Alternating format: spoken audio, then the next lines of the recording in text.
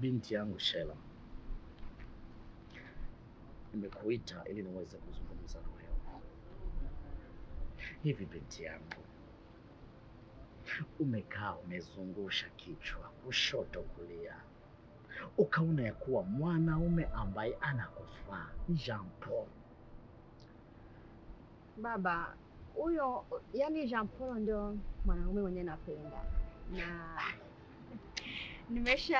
tumeshaongea, yani si mara kwanza tumeongea, nimekujulisha kama ndio mwanaume mwenye napenda, lakini naona haunielewi.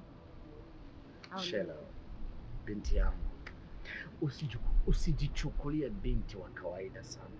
Hivi sometimes unachukua kioo na kujitizama usoni. Wewe ni mmoja kati ya mabinti ambao hata prime minister kama yuko na kijana wake akianza fikiria kwa hivyo, unafahamu wewe anaweza akafikiria kukutafuta wewe. Wewe una viwango mama. Wewe hukuzaliwa ili uweze kuolewa na Jean Paul. Jean Paul kuna makuku wenzake. Wewe si kuku, wewe ni mtu mwenye hadhi zake.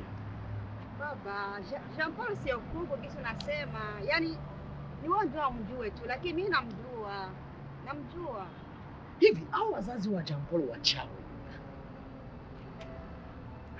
Yaani hivi umepiga kichwa ukazungu hadi yaani unaona ya kuwa mimi kujaribu kukuonesha kwa uchukue muda tena. Fiki binti yangu, Maishela. Come on. Yaani sijui niseme nini saa hizi, kwa maana baba naona yaani wewe unielewi.